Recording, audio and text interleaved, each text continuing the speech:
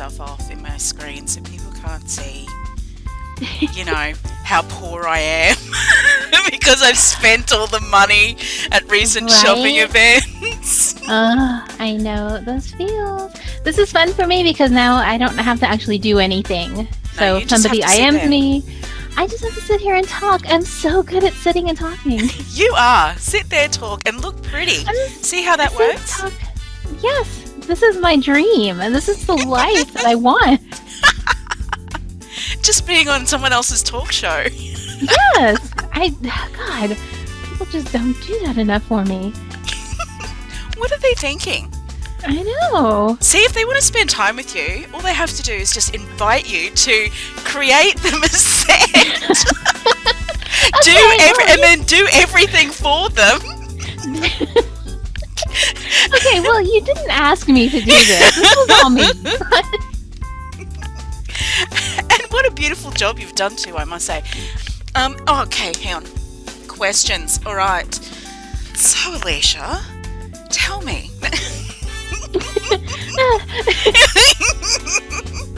What originally made you come here? It's the Second Life? Mm-hmm. Well, I was a huge fan of the game The Sims.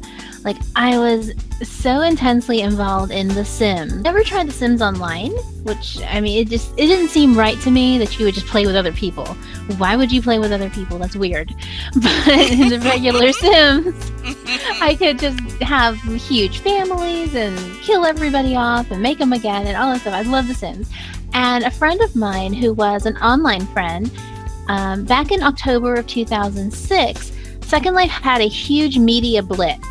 And she read about Second Life in Yahoo News or something like that. And knowing that I love The Sims, she was like, hey, you probably already know about this, but there's this place called Second Life, and it's kind of like The Sims, and you can just do things with other people. And I thought, well, okay, and she also said, well, it's something we can do together because I live in Texas and she lived in Louisiana at the time. And she said, we can hang out. I'm like, okay, whatever. So I started kind of downloading it. I didn't really think too much about it. And then she sends me a message. Oh my God, I am in a nightclub and there is a huge pink sex toy in front of me.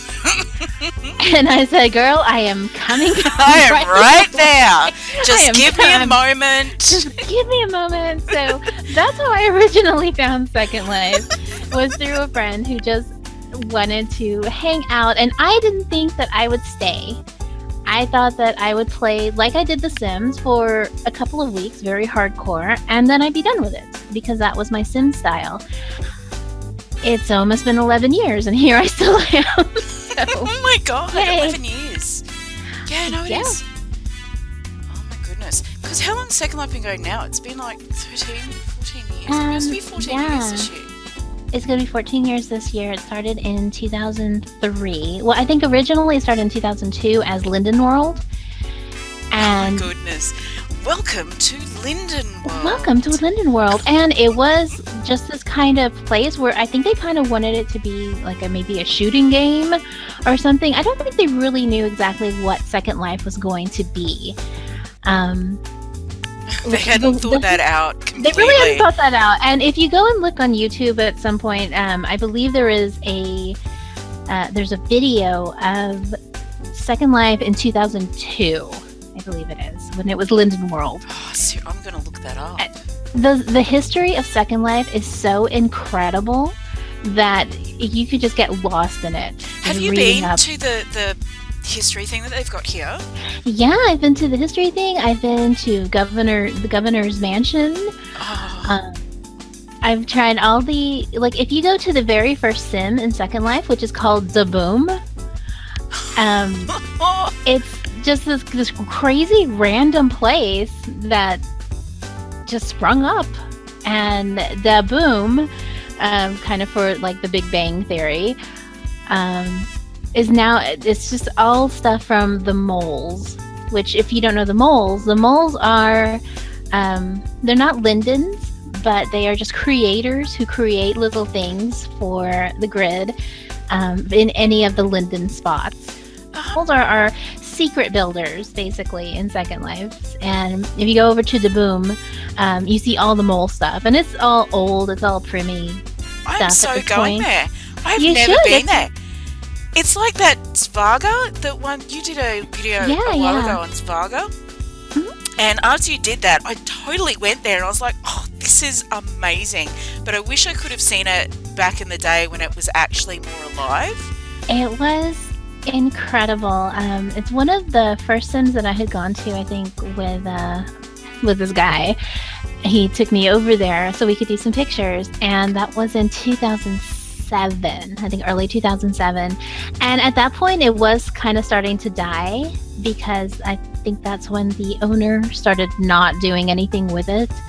But it's such an incredible place, and it has so much history as well. And I think that's something that a lot of people don't really pay attention to when they come to Second Life. They just think, well, it's shopping and it's, you know, it's pretty mesh things, and it was not like that.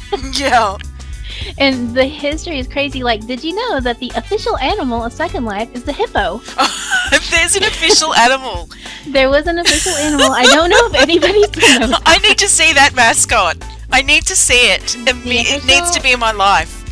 There was even a I can't even remember now what it was. If you hit like control home or control something or other, and then just the word hippos just like pops up on screen. It's so random. It's so random.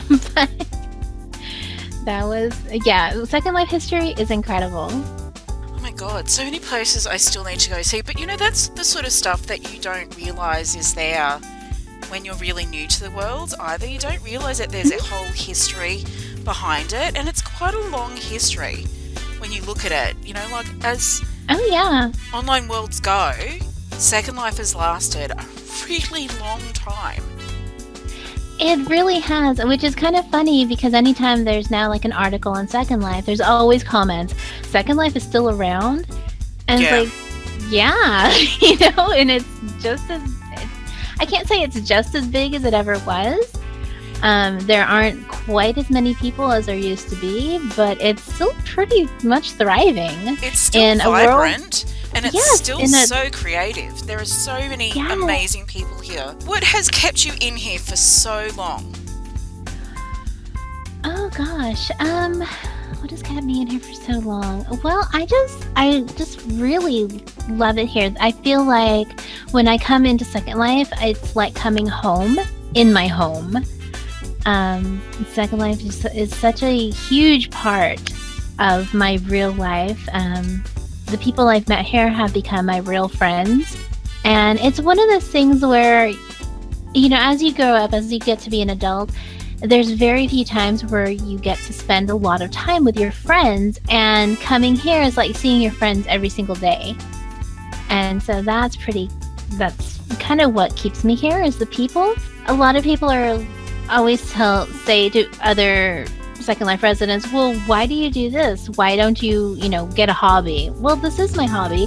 Same as if I was watching TV or reading books or knitting or whatever. This is what I do for a few hours almost every day.